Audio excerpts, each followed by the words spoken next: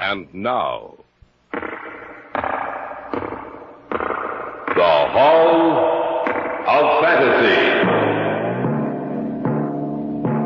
Welcome to the Hall of Fantasy.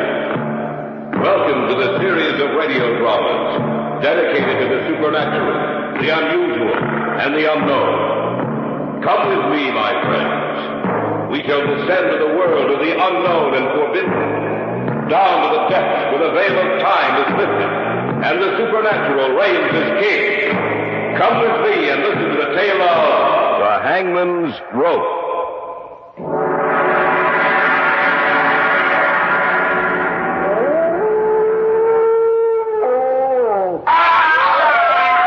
Jim, it came from our right. We better take a look. Yeah. I hope nothing... Arnold, huh? Look. Hanging from that tree, swinging back and forth. It's a man. The Hall of Fantasy will present The Hangman's Rope in just a moment. And now for our story, an original tale of fantasy entitled The Hangman's Rope.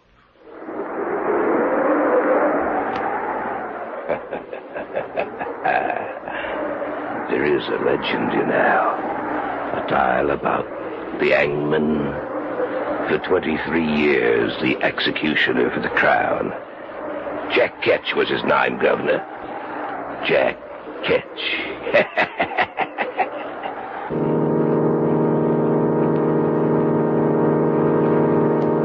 I remember we were on our way back from the lake, Jim and Carol and I. For some reason, we started back to the city later than usual. We hadn't been driving for more than half an hour when one of those sudden spring storms... Now, where did that come from? Someone said there might be a storm tonight, but I thought we'd be home before it broke. Well, we'd better put the wipers on. We started back too late tonight. What was it that held us up, Jim? I don't know. A lot of things. When I finally looked at my watch, I couldn't believe my eyes. Yeah. Arnold, look out. There's a man right in front of the car. Ah! You stay here, Carol. Come on, Arnie. We'd better take a look. Yeah, right. We didn't hit him, did we? I don't think so. Now, why would someone be out in the middle of the road on a night like this? There's a lot of crazy people in this world, Arnie. He must have been one of them. Yeah, I'm getting soaked. Now, he was just about here. I can't understand. Jim, look. Where? There beside the tree. I don't see anything. I guess I was wrong. You know, for a minute I thought I saw someone hanging from that tree. Oh, you must have been mistaken. You know, I can't figure this out, Arnie. That guy was out here on the road, right in front of us. I saw him just as plain as day. But now there's no one around. Yeah. We'd better get back to the car. Yeah, that's for sure. There's no sense looking back at that tree, Arnie. There's nothing back there. I don't know. I thought I saw someone swinging there back and forth with a rope around his neck. Oh, no, you couldn't have. Maybe it was some kind of optical illusion. It could have been a shadow or a branch or anything. Yeah, that's right. Anything. Well, there's the car. Oh, you two must like it out there in the rain. Are you kidding? No, I'm not. All the time that you were out there in the rain, the man you almost hit was talking to me. What did you say? You heard me. Oh, now, sis, wait a minute. I looked back at the car a couple of times. I didn't see anyone talking to you. Well, I don't know what's wrong with your eyes, then. I asked him if we couldn't give him a lift. And he said, no, he only had a little distance to go. Carol, honey, this is the truth. We didn't see anyone near this car. No. Look, I can prove it. He insisted I take this... Oh, that's strange. What? He was such an unusual man. Not American.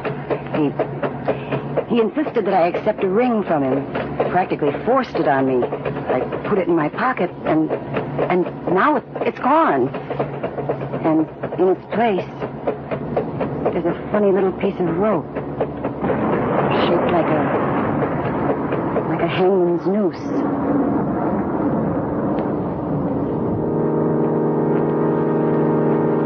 I knew Carol wasn't lying to us. I asked her if she would let me have the little piece of rope.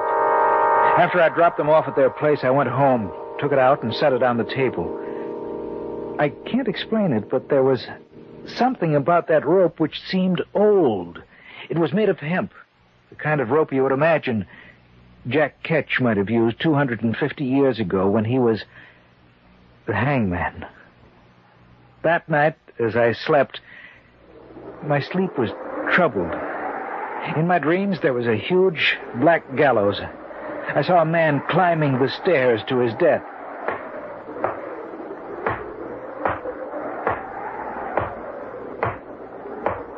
He reached the top and stood there. Standing beside him was a black-hooded man. He raised his hand and the trap door sprung open. There was a scream. And then I saw this man swinging back and forth. His face was hidden from me, yet there was something strangely familiar about him. I felt as if I knew him quite well. We'll return to the tale of the Hangman's Rope in just a moment. Back now to our tale of fantasy entitled The Hangman's Rope.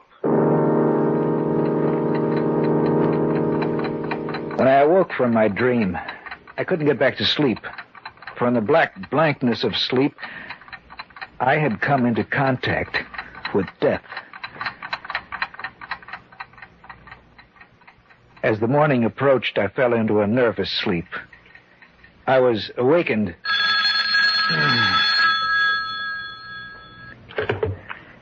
Hello? Arnie, this is Carol. Could you meet Jim and me for lunch today? What time? About 1. I hope you'll forgive me if I don't sound awake, Carol. I just couldn't sleep last night. I didn't sleep either, Arnie. I'll see you at 1.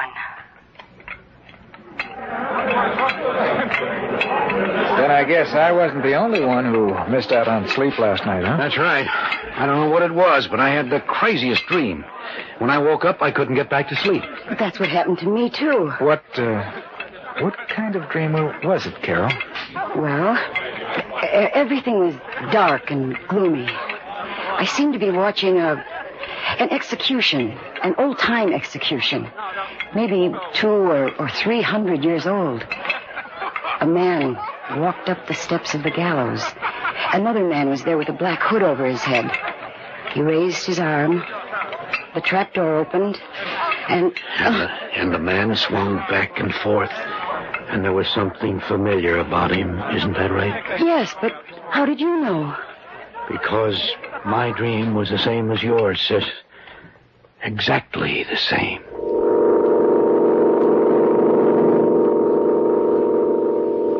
Jim's and my vacations were due the following week. We decided to spend it up at the lake, where his family had a cottage. Carol said she might be able to join us on the last weekend, but not before that. Jim and I left the following Friday night.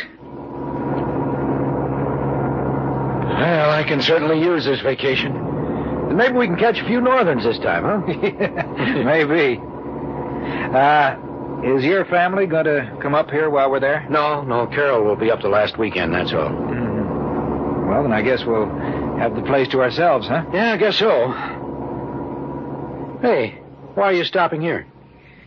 Last Sunday night, this is where we stopped. I'm going to get out and take a look at the side of the road for a minute. Oh, Arnie, why don't you forget about it? I just want to check it, that's all.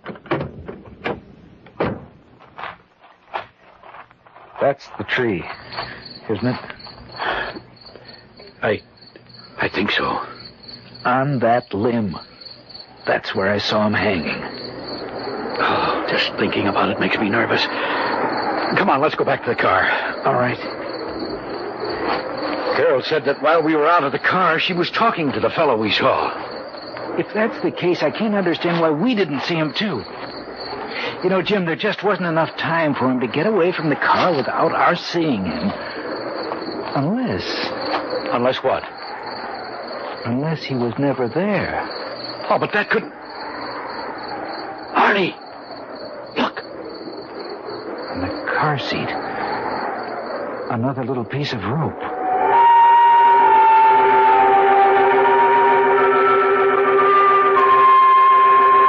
Before I could stop him, Jim threw the little noose out into the darkness. A little piece of rope, an inanimate thing, coiled and twisted, which somehow seemed to be alive.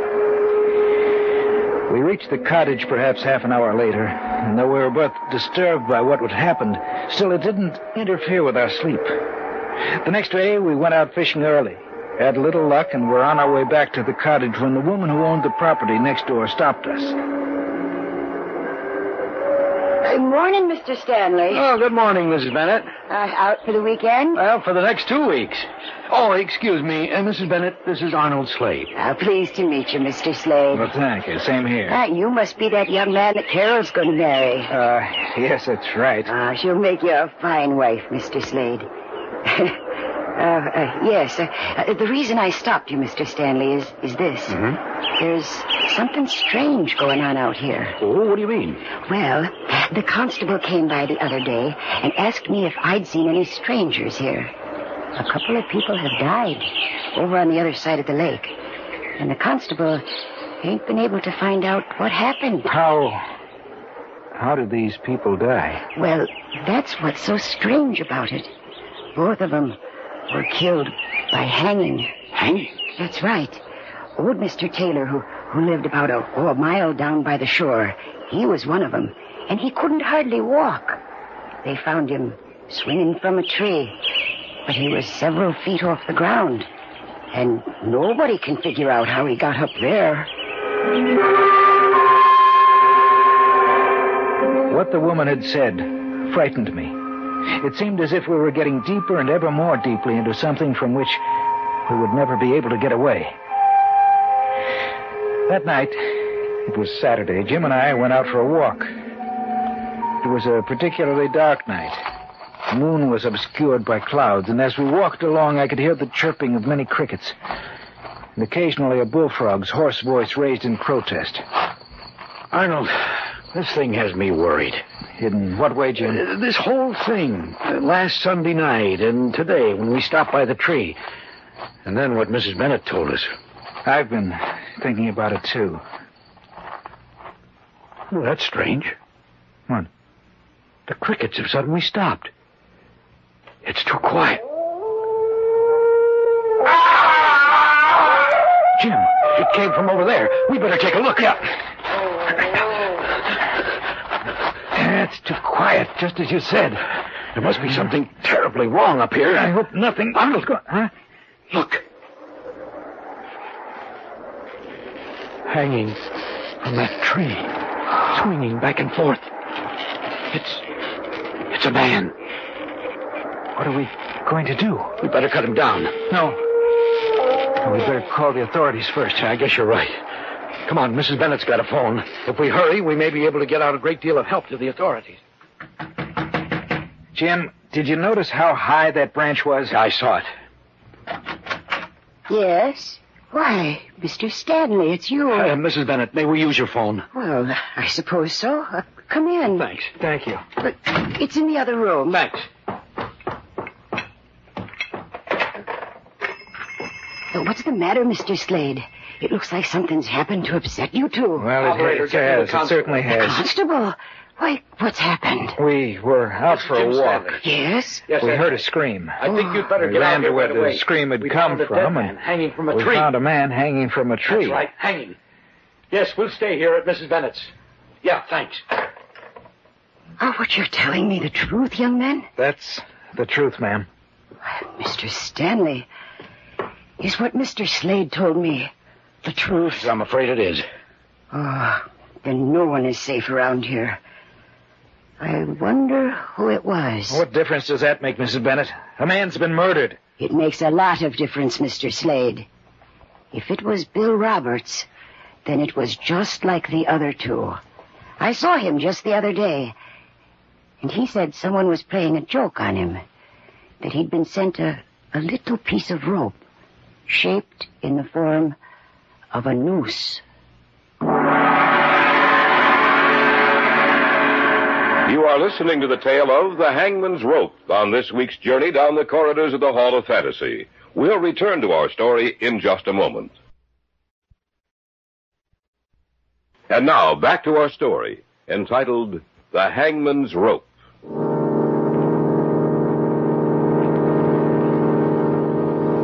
A little piece of rope. Both Jim and I stared at each other for a moment.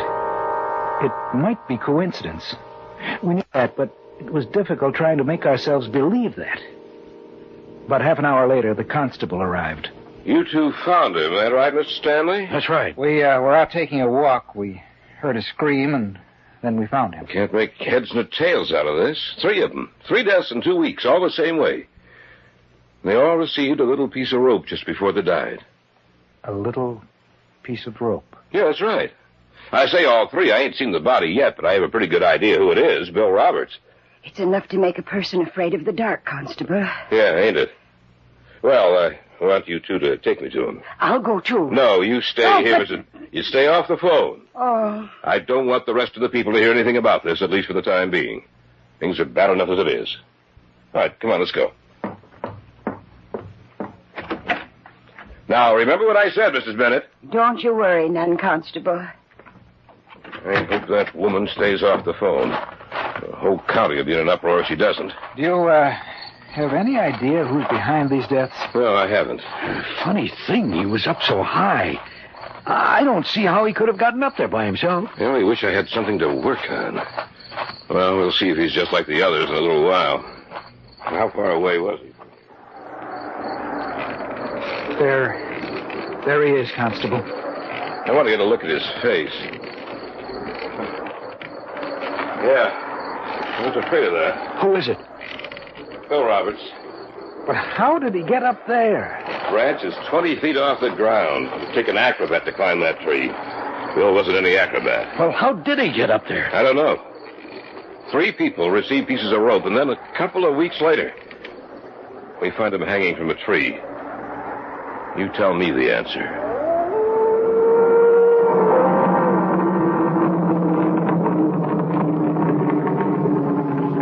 We cut him down, but it took almost an hour to get up on that branch to do it. We put him in the constable's car and drove him back to town. Before he left, we told him that we, too, had received the little gift, the noose of rope, which had been, in 3 instances, the forerunner of death.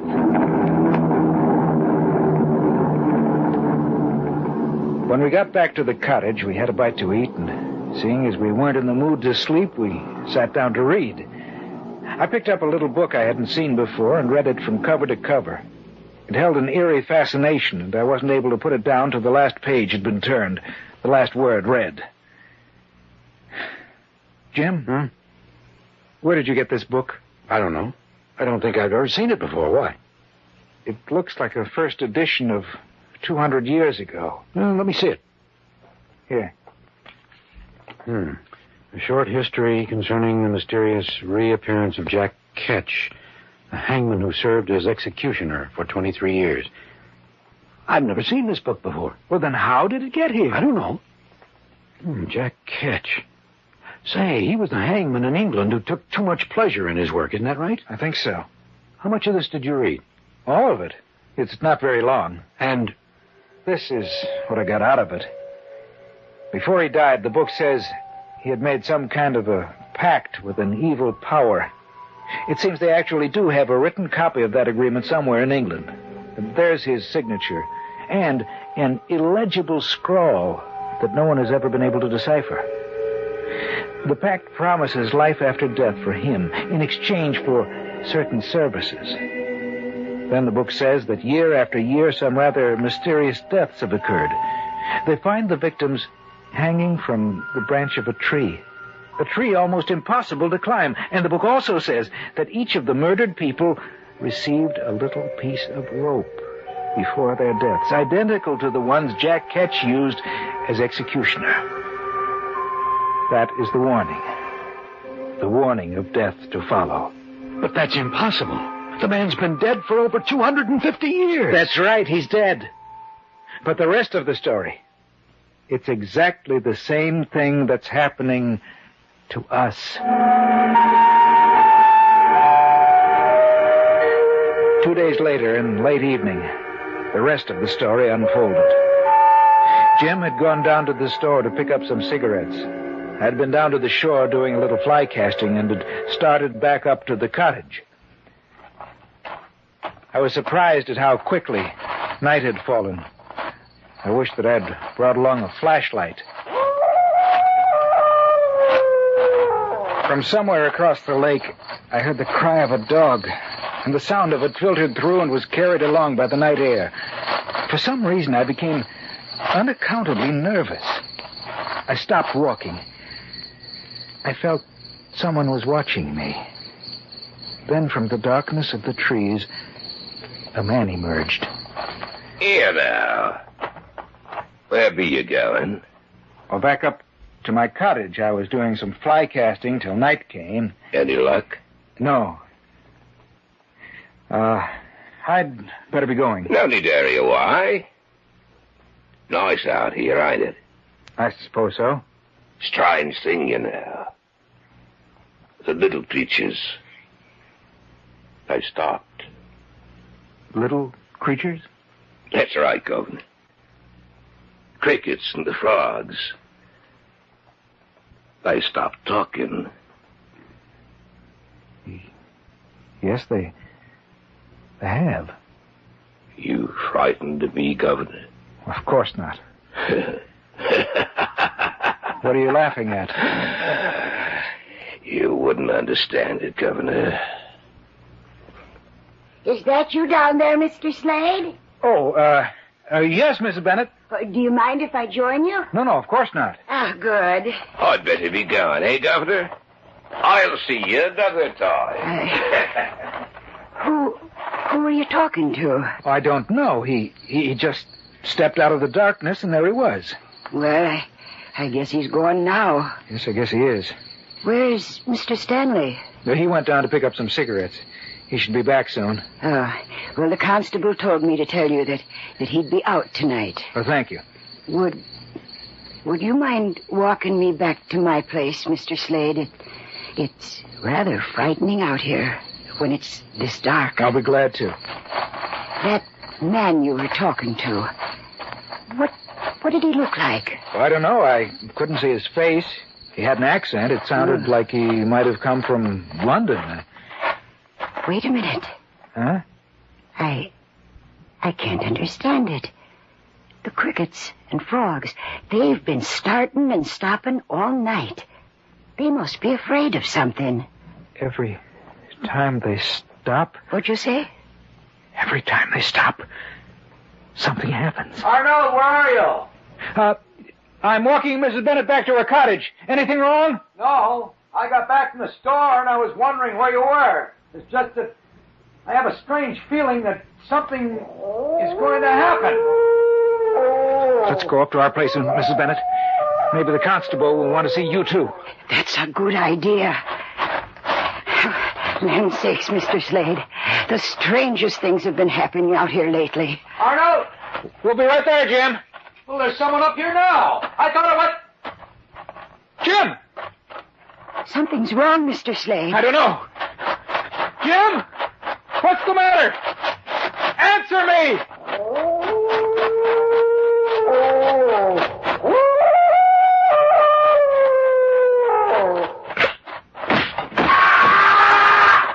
Mr. Slade, look! Oh, hanging from that tree. It's Mr. Stanley.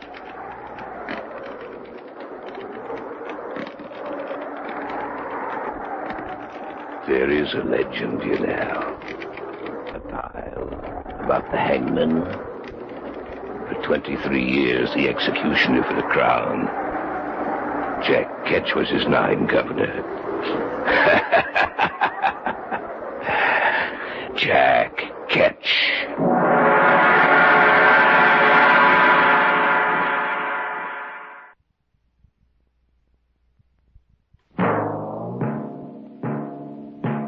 So runs tonight's tale of the unusual, the terrifying, the unknown. Join us again when next we journey down the corridors of the Hall of Fantasy to hear another strange tale of the supernatural. All characters and events portrayed in these programs are fictional, and any similarity to actual events or persons, living or dead, is purely coincidental.